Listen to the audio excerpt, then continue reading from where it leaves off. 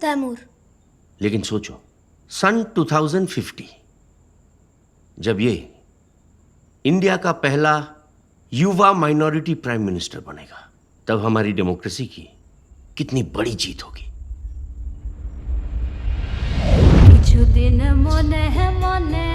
ये भारत नहीं है, ये पश्चिम बंगाल है। पश्चिम बंगाल, यहाँ पे 2 कॉन्स्टिट्यूशन चलता है, एक हिंदुओं का और दूसरा ये मुसलमानों का।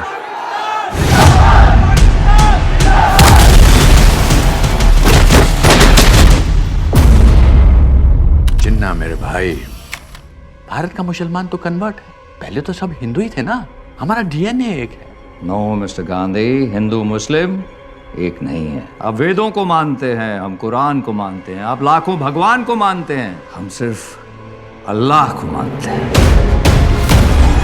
पाकिस्तान से बिल नहीं भरा तो जिन लोगों को कोटा नहीं चाहिए, इसलिए डायरेक्ट एक्शन डे मना रहा है। भारत हिंदुओं का राष्ट्र है और इस युद्ध में हिंदू हार रहे हैं। जीत कौन रहा है? जिन्ना, क्योंकि हम सब नशे में चूर हैं और इस नशे का नाम है गांधी की अहिंसा। पाकिस्तान जिंदाबाद।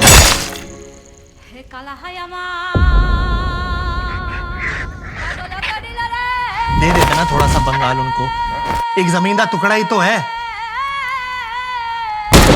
अगर बंगाल पाकिस्तान को दे दोगे तो क्या बंगाली संगीत, बंगाली भाषा, बंगाली खाने को भी दे दोगे?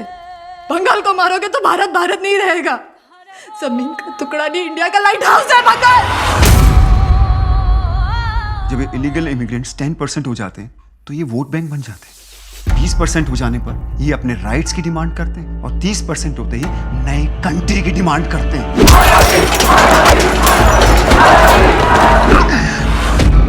जो पार्टीशन 1947 में शुरू हुआ था वो आज तक चल रहा है और कभी खत्म ही नहीं होगा।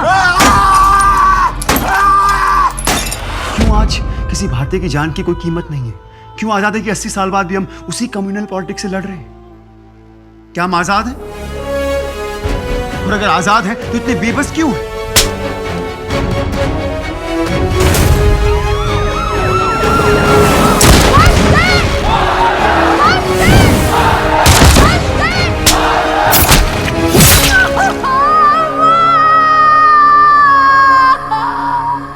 ये पार्टीशन आज खत्म नहीं, शुरू हुआ है। It's an unfinished project. विश्व एक खेल है, लोग मरते हैं, देश जलता है, खेल चलते रहता है।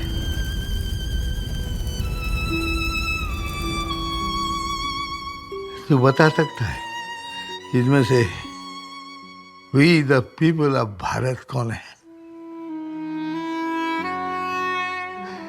भारतीय तो है।